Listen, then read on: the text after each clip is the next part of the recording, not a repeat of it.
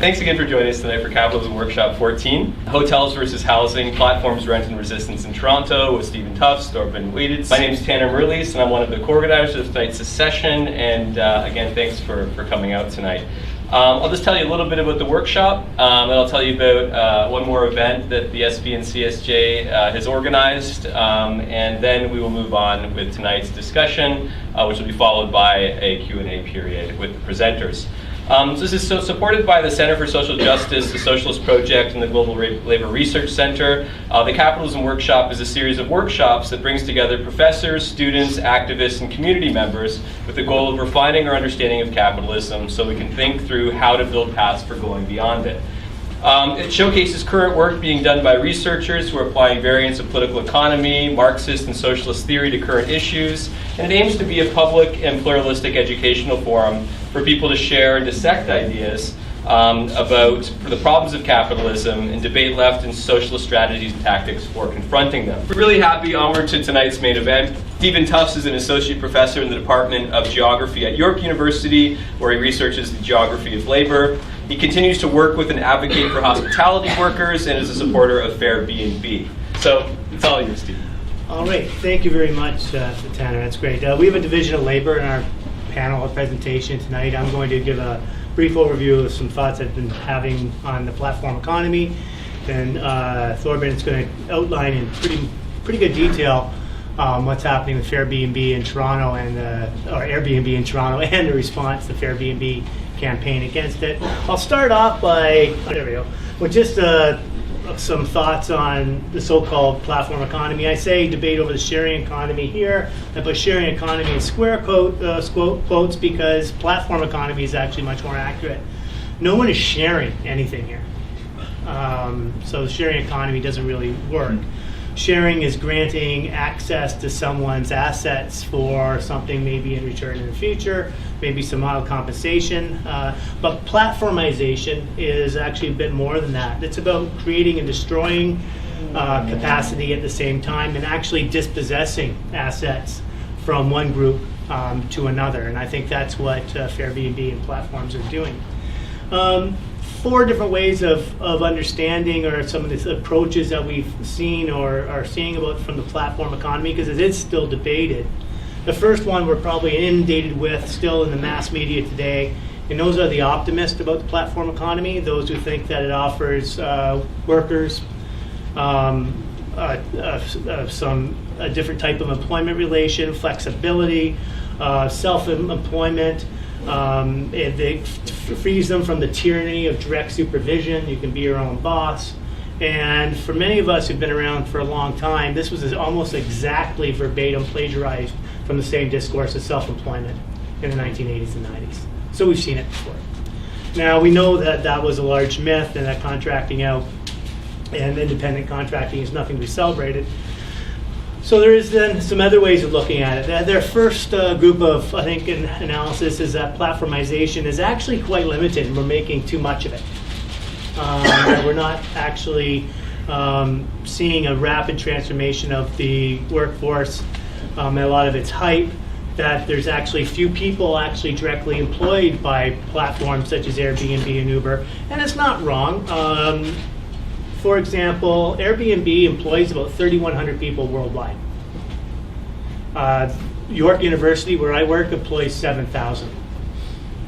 But there's a lot of employment that goes unseen because of all the work that goes into hotels and into the ghost hotels that we'll get to in a minute from cleaning. But the idea, what people who take this sort of perspective are arguing, is that the real damage that platformization is doing is in terms of financialization and what's called the blitz scaling of economic development of these firms, that their whole goal is to become super big, super fast, so they can't fail.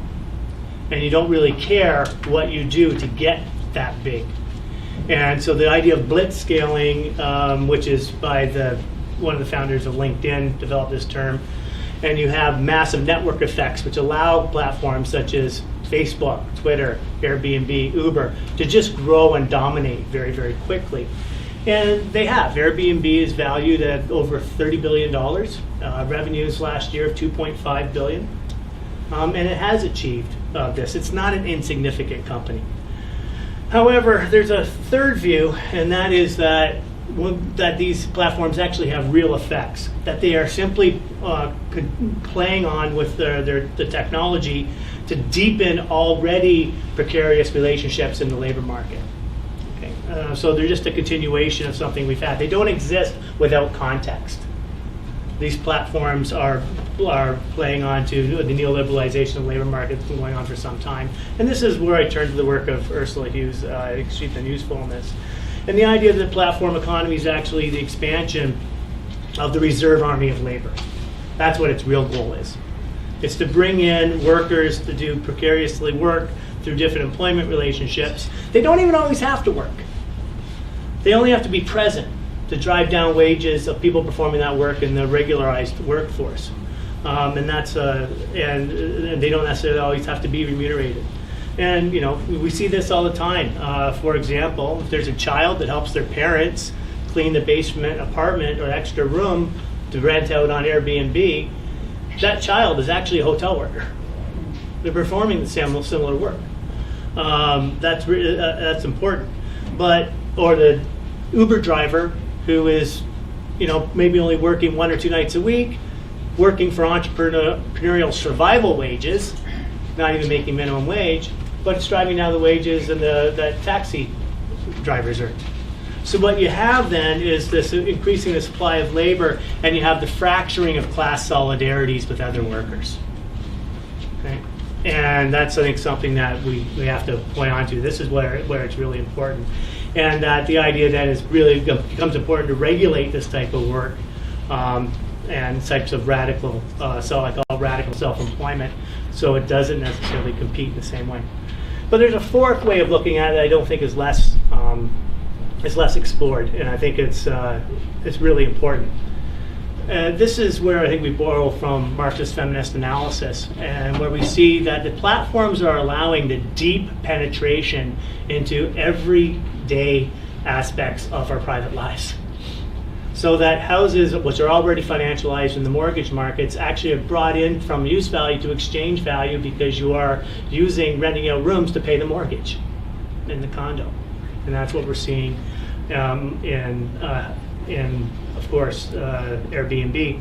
And then at the same time, you're seeing cars being financialized. You can't make the payment. Well, I'll download the app and I'll drive around and see if I can pick up some people to help make the money to make my car payment.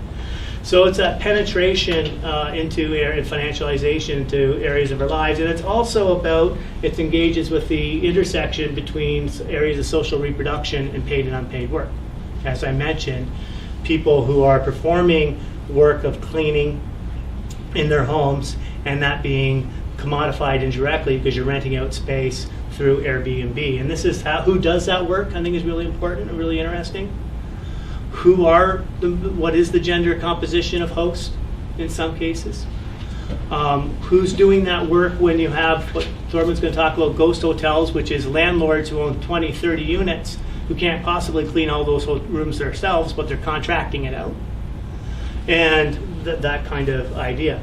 Now, to get to the point where labor is responding to this, I'll be honest, the response to organized labor to the platform economy hasn't been great. It's uneven at best. And the people who are writing about labor's response are not unified either on what this means. And I'll give you an example. Right now, I think unions are really only defensive, even the unions in the hotel sector. They only paid attention to Airbnb because it reached a crisis point. It was having an impact. But there are some, even tackling Airbnb, there's been divides in the labor movement. Unite HERE and now Unifor 75 are about regulating Airbnb and protecting hotel work in the hotels that exist so they don't go bankrupt. But there have been unions in the US who tried to actually negotiate with Airbnb, such as SEIU, because they thought they were getting an inroad to all the independent contract cleaners who were cleaning the Airbnb units. That was a strategy. It failed miraculously. And to be honest, before the Unifor's position on Airbnb has been contradictory. I've written about this in the bullet, where Unifor also thought that might be a possibility at one point to go that route. Now, as for unions themselves and using these digital platforms, there are, I don't think they're boosters, but they are optimistic that they think that labor is going to have to change to organize workers in these digital platforms such as TaskRabbit. And I'll give you an example here. This is, sorry you can't see it very well. This is something I pulled off from TaskRabbit today. Anybody can do this. Sierra B, I doubt that's her real photo. People who are called taskers on this digital platform actually put out they're willing to do this type of work for an hourly rate. They don't get the hourly rate. TaskRabbit gets a cut of it. But in this case, Sierra B, they can't read the first line. It says, love to work in Airbnb units. She's a worker in San Francisco, and if you go through the San Francisco listings for TaskRabbit, there are hundreds of cleaners, people offering their services for different rates, and many of them say experience with Airbnb. Love to work for an Airbnb.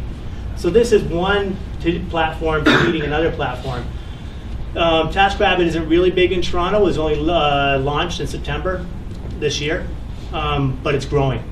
And I mine the site, and I'm looking for we're looking for folks who are advertising for Airbnb in these issues. So that's one idea. Now, then it gets to a bunch of strategic questions, what to do about campaigns. I'm going to run through these quickly, and then let Thorben talk about more interesting things about the campaign itself. And there's partly questions that we dealt with when we were discussing the campaign as a coalition. And we really struggled, and this isn't really in stone, it's something that is constantly negotiated, but we do have questions around what should be the scope and scale of resistance to the platformization, and with Airbnb as an example. And one is, what are the focus of these campaigns? One of the things we did is we decentered Hotel Capital from the campaign. The Hotel Association is more active in anti-Airbnb campaigns in other cities. They sat out in Toronto. They really weren't a part of the public face of the campaign.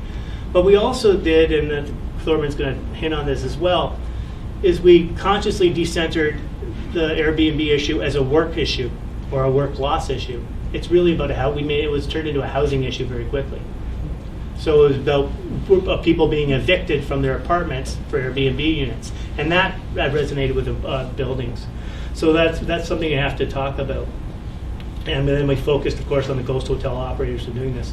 Which groups should be included, excluded?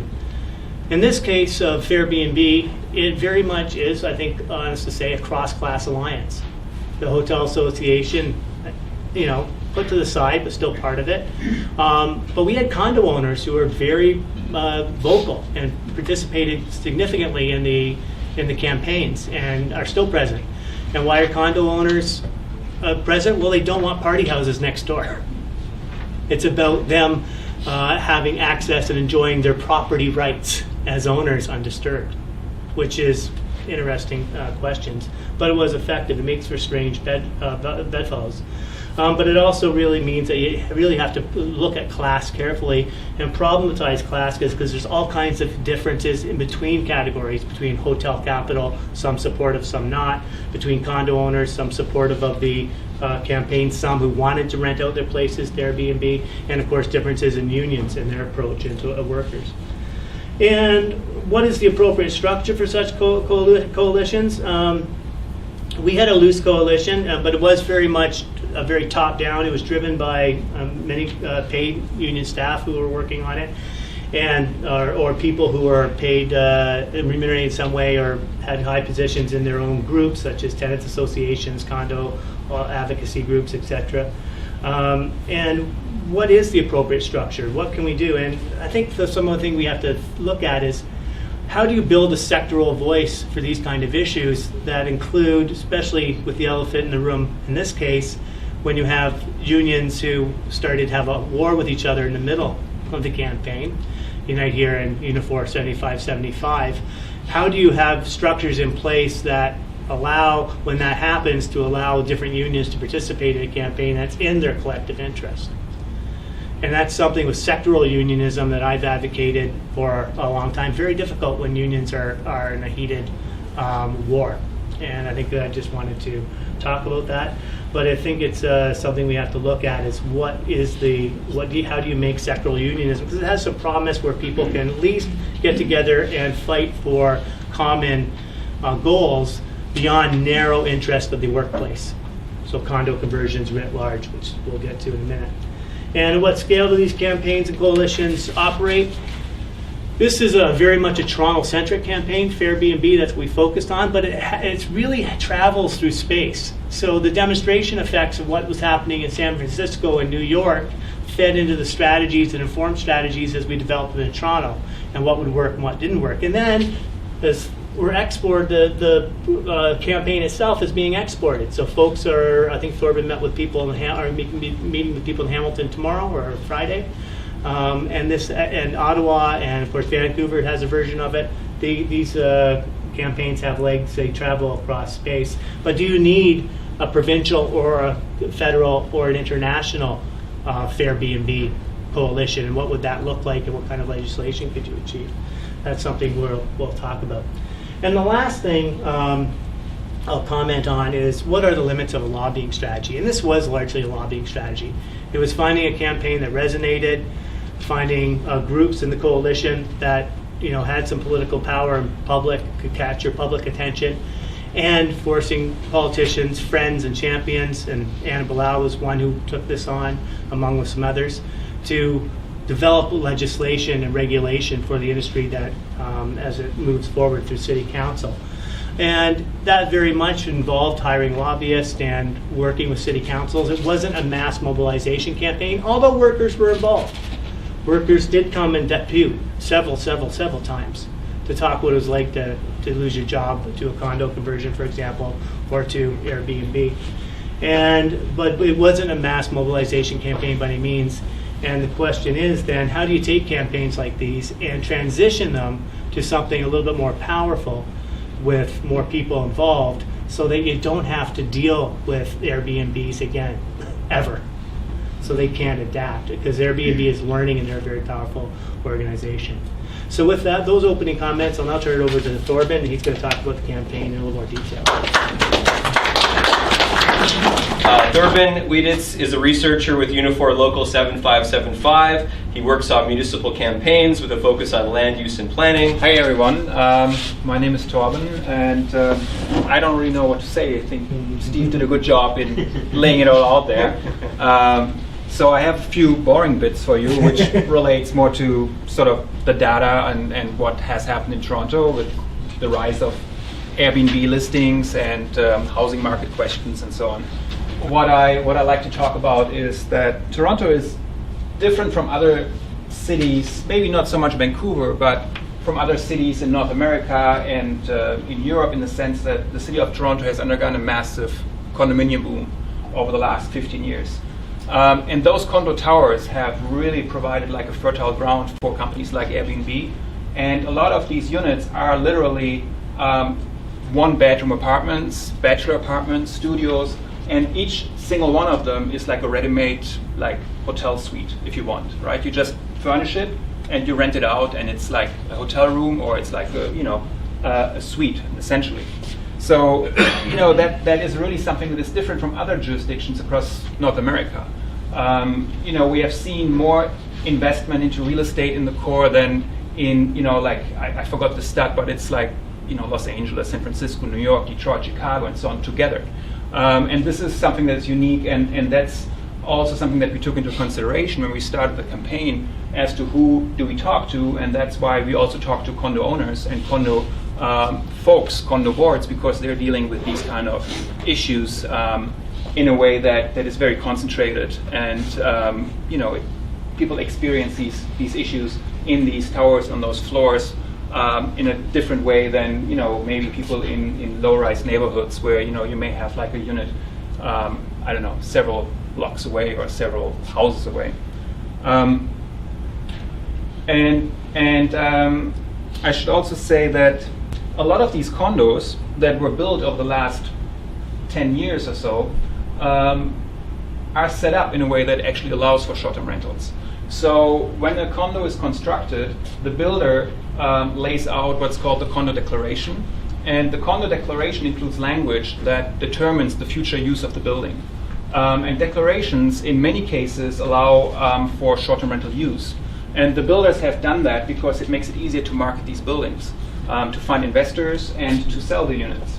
But what it also does is that it provides a problem to future condo boards, because condo boards cannot outlaw or ban short-term rentals in their buildings if the declarations allow it. They could, however, sort of, if they have a majority vote, go back and change the language in the declarations. But this is extremely, extremely difficult, and has, I don't think, to my knowledge, has ever happened in the city of Toronto. So a lot of these condos that have been built in the core, often right next to hotels, are sort of providing like an ideal situation for Airbnb to flourish in the city of Toronto. And here are just some numbers. And the way there are different folks out there that collect the data.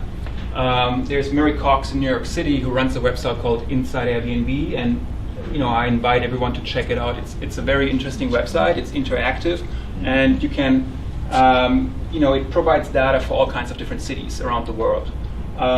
And there's another person in Waterloo that we worked with, Tom Slee, who is a critic of the sharing economy and has written extensively about it. He also scrapes routinely data off Airbnb's website and makes those publicly available. And there are companies like AirDNA that sort of made a business out of that and offer data to folks that buy it.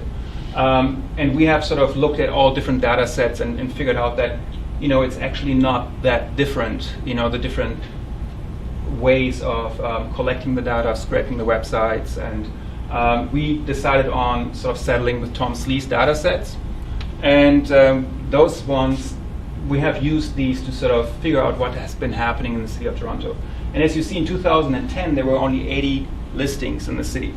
And, compared to about 25,000 hotel rooms, in 2010, these 80 listings represented like 0.3% of the overall lodging supply. So it wasn't really a threat to the hotel industry, if it even was on the radar, right? But now you see the little dip in the data around 2016-17. This is when Airbnb campaigned, and this is when City Council voted on regulation. But then, once the regulations were appealed in January of 2018, you see, the continuous rise and the acceleration of sort of Airbnb listings in the city of Toronto. And it's almost up to 18,000, which represents about 41% of the overall lodging supply in the city. So it's a significant amount of units that are out there competing with hotel rooms. Now, these are just listings, and these include like, shared rooms, private rooms, and entire home listings. And it's not to say that, this is all on the market at every, given point in time. Some are taken off the market, some are placed on the market, on the weekends. But it's just sort of to give you an idea of the scope and the scale and the growth over the last, 8 years. And I'll break this down in a little bit. But this is taken from Murray Cox's website, just a representation of where these listings are. And if you go to Murray Cox's website right now, he has the latest data set from, I think, September of 2018. And he has broken it down to distinguish between listings that are popping up occasionally and those that are used heavily and that are offered routinely and that are booked frequently. And if you look at these, there are about 5,400 entire homes that are frequently booked in the city of Toronto in September. And the top host, which is Emily and Sue, they offer 72 of these entire homes. And Emily and Sue, I don't know if I have a picture of them. I thought I did. Maybe I don't. But they look like regular people, right? They have a picture up that looks like, they are like a couple that occasionally rent out their place or something. But this is not necessarily the case. And there are many other so-called multi-listing hosts that offer 2 or more entire homes on Airbnb at any given point in time.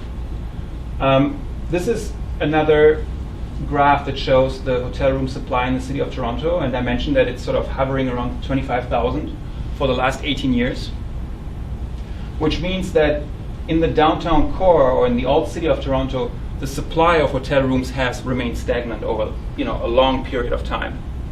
And you can imagine that the increase in short-term rentals, particularly in the downtown core, provides a lot of competition to the hotel rooms and the hotel supply and the hotels that are operating in that space.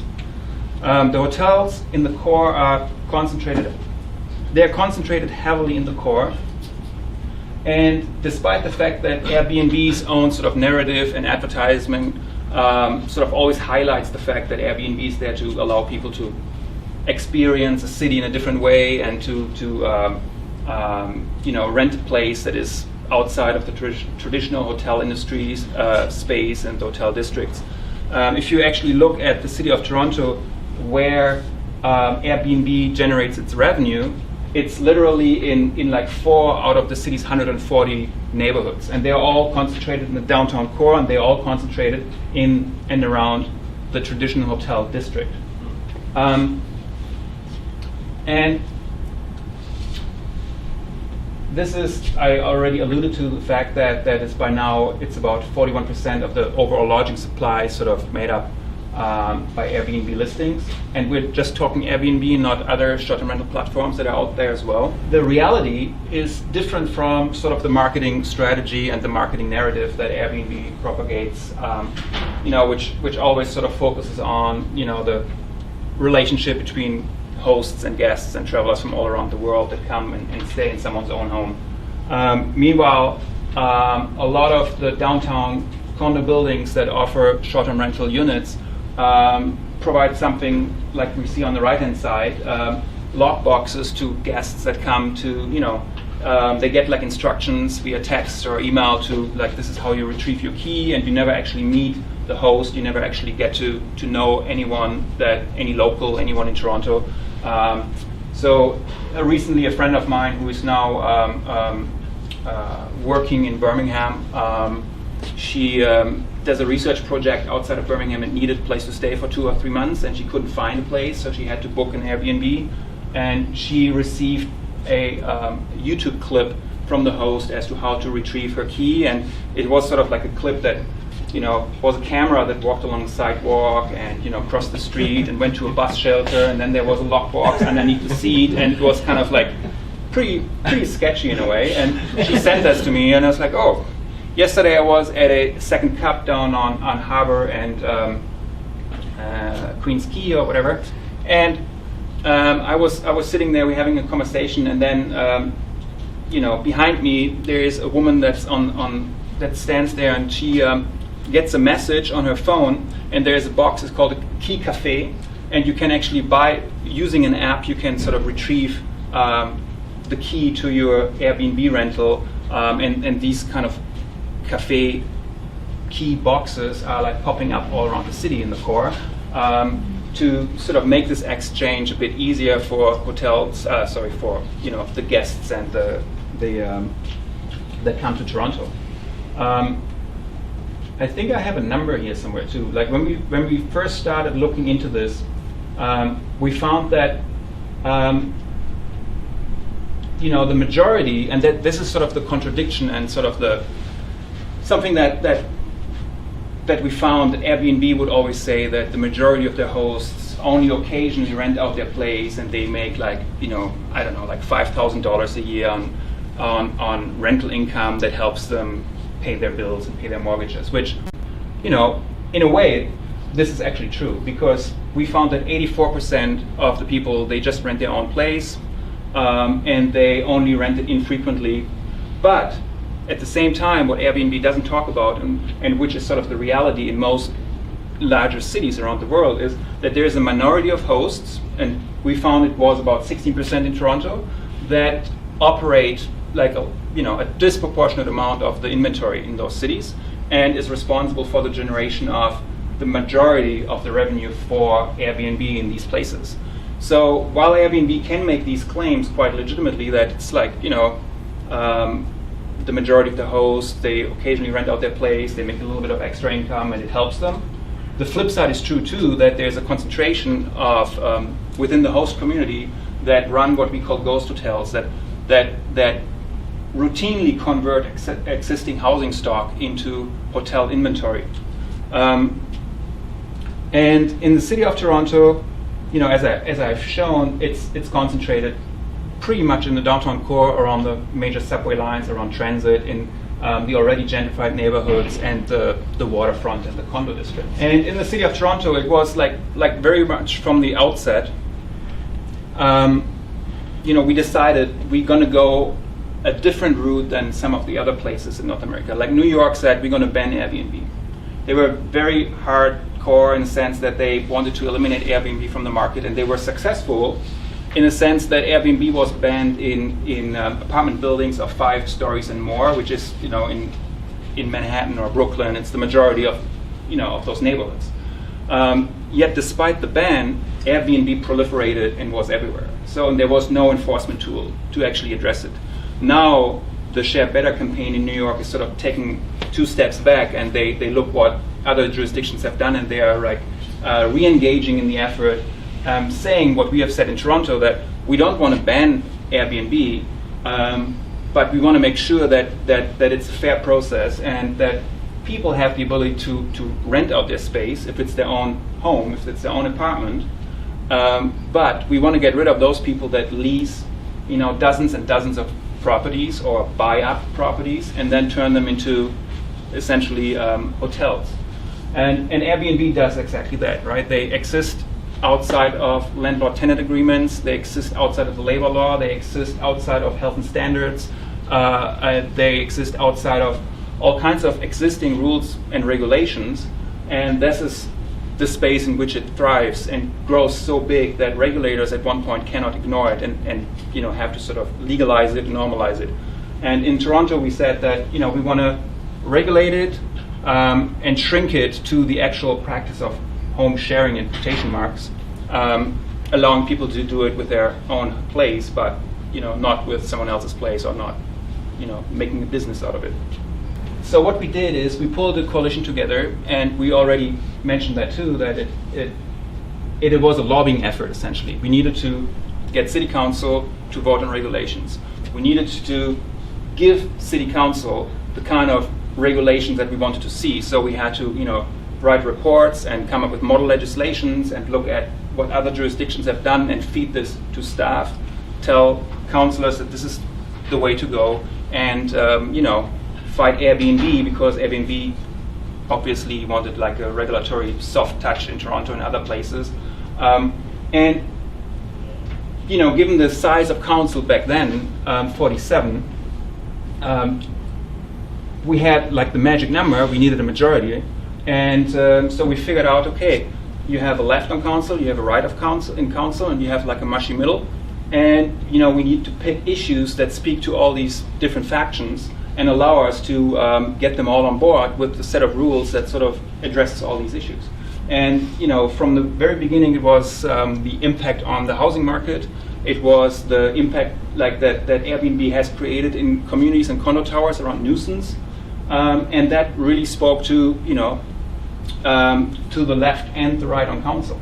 And we pulled together a coalition of housing advocates and legal clinics and condo owners, residents associations, local activists, folks from ACORN. I see folks from ACTO here, the Advocacy Centre for Tenants in Ontario, the FMTA, and it was a very broad-based coalition that we sort of mobilized to bring in our members and constituents to talk to councillors and to move these councillors and make sure that we keep a list, to ensure that we, in the end of the day, have the majority of the vote locked up. We pretty much, as Steve pointed out, focused on the housing market, and we drove this point home over and over and over and over again, showing how Airbnb removes housing stock, how Airbnb leads to evictions, how condo owners and landlords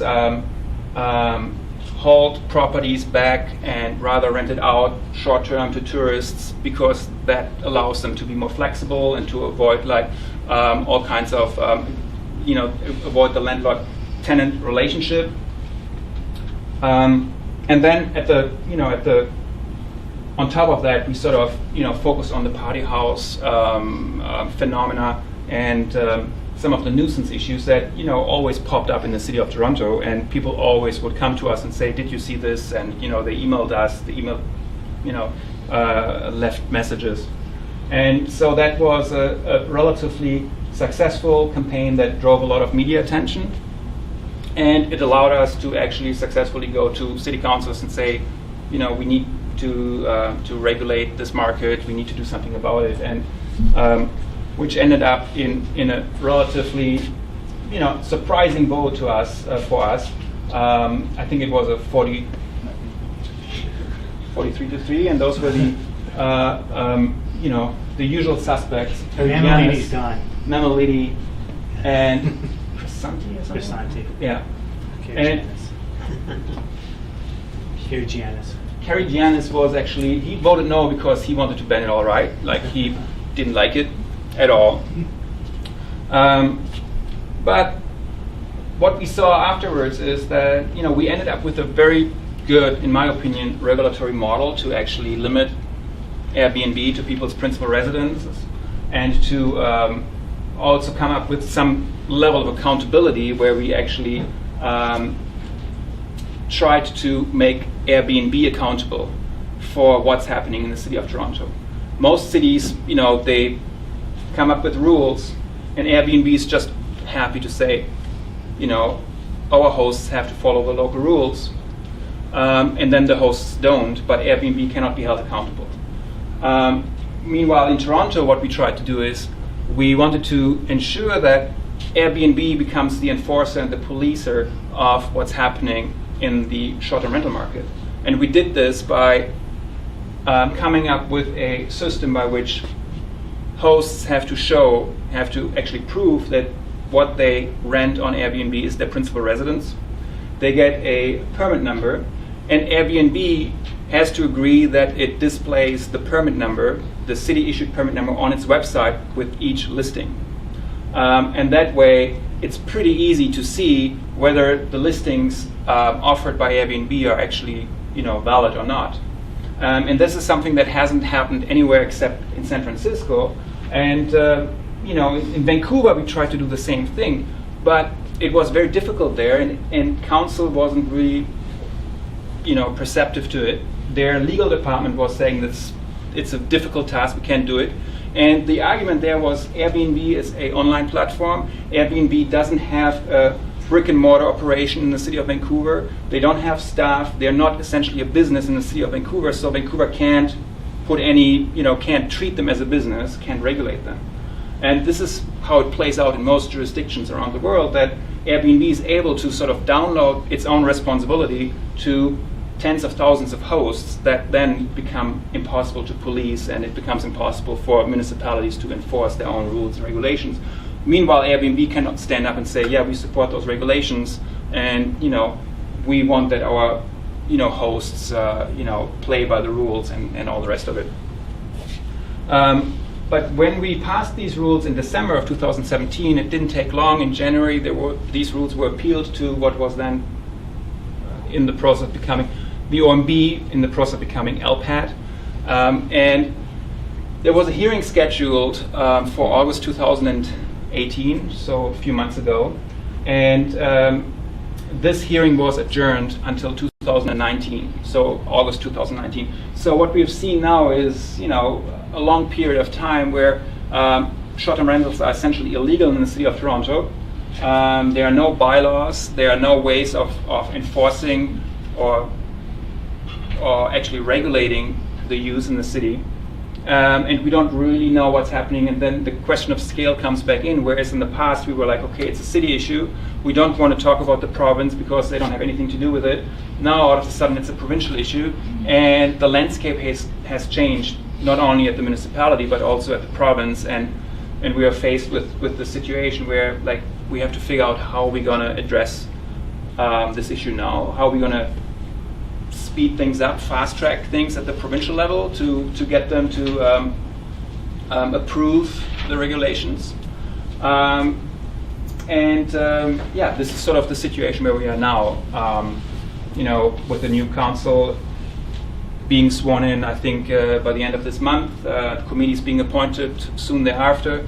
We have to sort of figure out a way to address this, impasse at this point. But this is not all. There's another side to the story, that other side relates to the issue of hotels that are located in the downtown core being under immense pressure of being reconverted or torn down and rebuilt as condominium buildings, as residential towers. So there are a bunch of conversion requests in, and some of them are approved, some of them are appealed, some are rumors, but my colleague David Anderson, who has sort of led this condo conversion project at the past 2 unions that we worked at, has created a very, very significant report for the City of Toronto that really outlines the issue for the hotel industry and for hotel workers, estimating that there are about 4,500 rooms that are under essentially conversion pressure, representing about 2,500 jobs. And part of the situation is that, as the hotel room supply diminishes in the core or remains stagnant, as I pointed out earlier, Airbnb increases, and the use of Airbnb increases. There's less incentive for hotel capital to reinvest in hotel stock. Quite frankly, a lot of the hotels, a lot of the residential condos that are being built, and some of the projects that are proposed for hotel properties include residential condo towers. These condo towers will then, in the absence of regulation, quite likely be turned into, ghost hotel inventory by companies like Airbnb that facilitate these processes. So we are right now working at the city, with the city, to push through a process to come up with a hotel room replacement strategy that ensures that the hotel room supply in the core remains either the way it is or will be increased. And we are intending to model it after what the city has done in the past, which is an office use replacement strategy, which means that anytime there's an office building that's being torn down and replaced by a residential tower, they have to actually replace the office floor space in order to get the permit. And the city has issued a report for action. They are on their way, but the office replacement strategy is being appealed to LPAT, and the decision is not done. It's not clear what LPAT, if LPAT likes the strategy or not, this policy. So the city has said that we're going to wait until the decision is rendered about the office replacement policy before we sort of continue on with thinking about sort of rolling this into a policy for hotel supply in the core. And at this I will stop.